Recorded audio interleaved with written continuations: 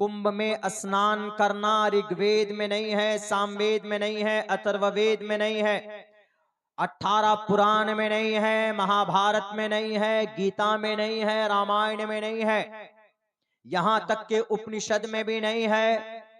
वो किस में है? वो है पौराणिक कथाओं में, यानी पुराने किस्सा कहानियों में है। और हज कहां पर है? कुरान में।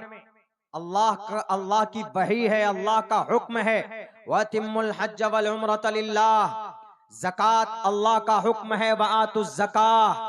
नमाज अल्लाह का हुक्म है, वाक़ीमुस सलाह। और रोजा अल्लाह का हुक्म है, कुतिबा अलैकुमुस सियाम। और ईमान कुल हुवल्लाहु अहद अल्लाहुस समद लम यलिद वलम यूलद वलम यकुल लहू कुफुवन अहद।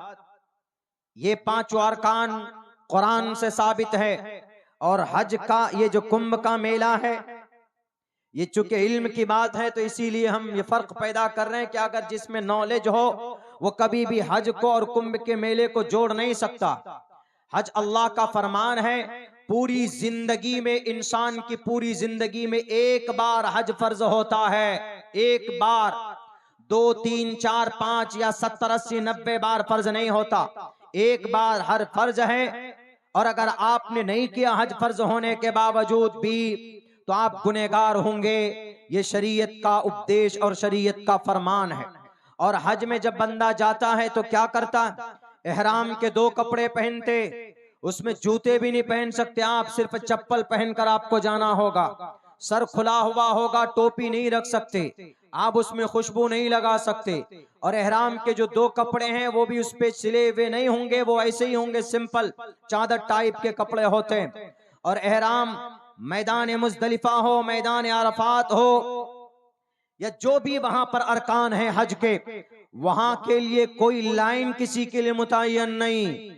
अगर हज का मिनिस्टर होगा वहां पे, हज सेक्शन का अगर कोई वहां पर कोई सिपहसालार होगा, सबके लिए इक्वालिटी, सबके लिए जो जरूरी अरकान है, जरूरी अहकामात है, उसको पूरा करना जरूरी।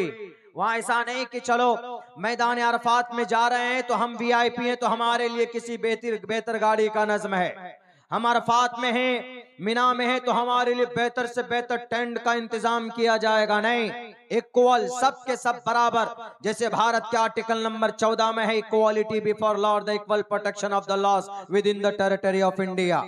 ये हज है, हज का रूल एंड रेगुलेशन है, हज का प्रोटेक्शन है, उसका प्रोटोकॉल है, जो कि कुंभ के मेले में ये चीजें नहीं होती।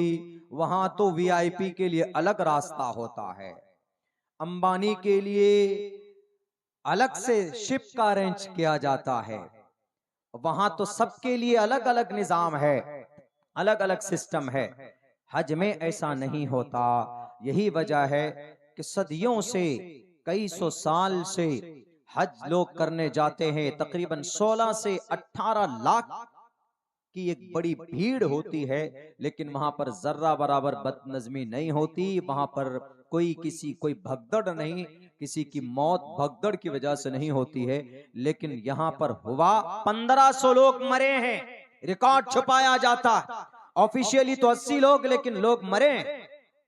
तो सबसे पहला फर्क यह है कि हज अल्लाह का हुक्म है और कुंभ का मेला अल्लाह का हुक्म, ईश्वर का फरमान नहीं है। मैंने ऋग्वेद पढ़ा है, इस बाज़ाब्ता हमने कुंभ के मेले का चर्चा, कुंभ के मेले की हकीकत बाज़ाब्ता हमने इस पर रिसर्च की, हमने ढूंढा इसको, तो हमको कहीं नहीं मिला। सिर्फ ऋग्वेद में हमको एक मंत्र मिला है, 90 सूक्त पे, 90वां सूक्त पे, मंडल तकरीबन 10 है, 90वां सूक्त है, मंत्र 7वां है। उसमें है एक मंत्र, विभेदा गर्भम नवमिन्नी कुंभा, कुंभा है लफ्ज, कुंभा, कुंभ, कुंभ का मेला। इसकी हकीकत क्या है मैं आपके सामने रखता हूं।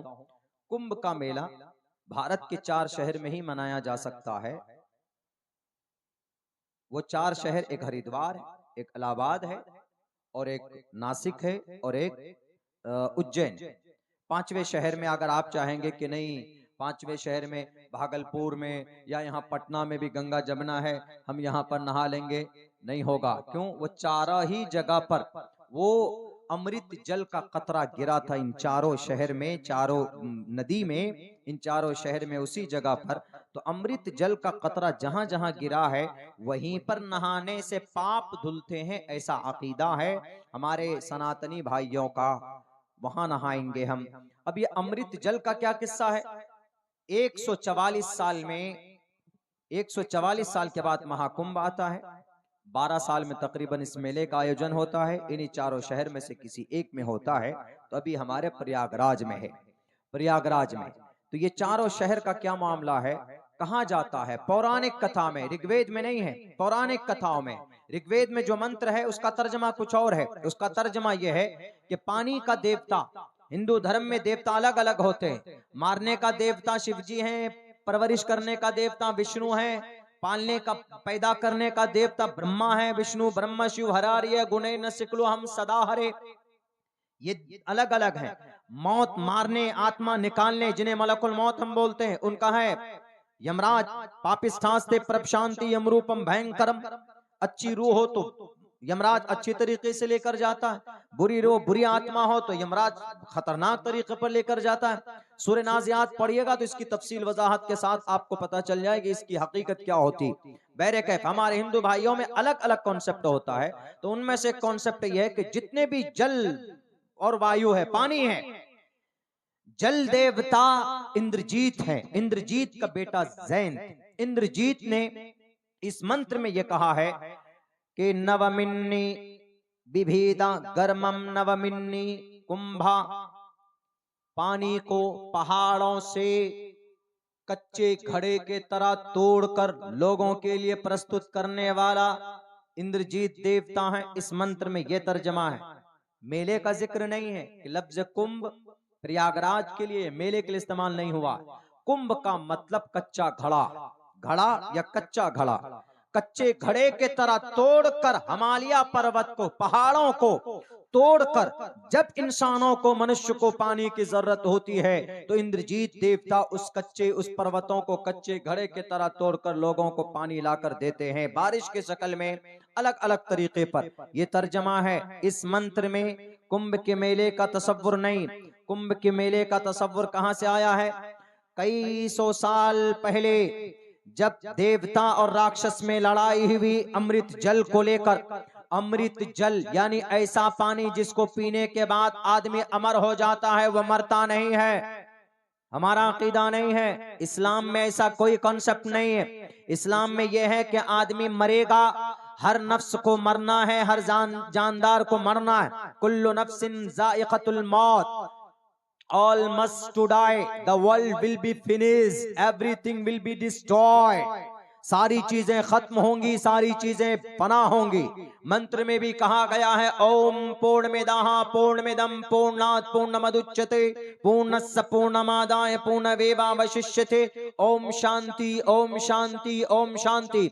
जिस जात ने, जिस परमात्मा ने, जिस देवता ने इस पूरे ब्रह्मांड को रचा है, वो अंतिम जमाने में इस सृष्टि को वही ध्वस्त करेगा, वही महाप्रलय लाएगा। यानी इससे ये पता चलता है कि दुनिया खत्म होगी, दुनिया का फना होना लाजमी है, दुनिया कभी बाकी नहीं रहेगी। या अय्युहन्नासु तक़ू रब्बकुम इन्न ज़लज़लतस्साअति शैउन अज़ीम। कुरान करीम के वाज़े अल्फाज हैं कि दुनिया को खत्म होना है, क़यामत के जरिए से उसी को क़यामत कहा जाता है, द डे ऑफ जजमेंट कहा जाता है।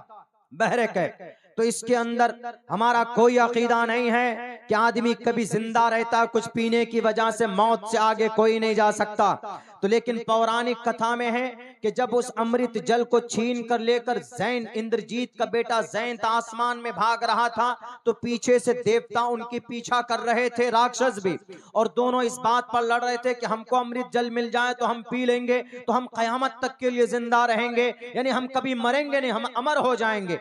तो उसी छीनने में जो पानी का, अमृत जल का 4 कतरा जो गिरा था, वो 4 शहर में गिरा था। एक कतरा गिरा प्रयागराज में, इलाहाबाद में, एक कतरा गिरा हरिद्वार में, दूसरा कतरा, तीसरा कतरा गिरा नासिक में, और चौथा कतरा गिरा है मध्य प्रदेश के उज्जैन में। और जिस रात में वो अमृत जल का कतरा गिरा है, उसी रात को मौनी अमावस्या की रात बोलते हैं, यानी असल नहाने की वही रात है। और ये कॉन्सेप्ट है कि चूंकि अमृत जल जहां गिरा है वहां अगर हम नहाएंगे तो हमारा पाप धुल जाएगा। ये कॉन्सेप्ट हिंदू भाइयों का है। ये कुंभ के मेले की छोटी सी हकीकत है। शायद कि हमारे गुरु लोगों को, हमारे हिंदू बिरादरी के जितने भी गुरु महाराज हैं, उन लोगों को शायद इसके बारे में नॉलेज ना। बहरकैफ जो भी उनका अकीदा है हम सम्मान करते हैं उनके अकीदे की, लेकिन हम यही बात आखिर में कहते हैं उनसे भी कि आप किसी पौराणिक कथाओं पर नहीं बल्कि शास्त्रों में जो बात कही गई है उस पर अमल करोगे तभी आपको मुक्ति मिल सकती है। कथाओं पर अमल करने से मुक्ति नहीं मिल सकती। मानकर चलिए ठीक है कि हम गए, हिंदू भाई आप जाते, आज भी मैं छपरा स्टेशन में था तो वहां पर आसपास में कई लोग थे, भीड़ उसी की चल रही है अभी कि अभी ट्रेन फ्री है कि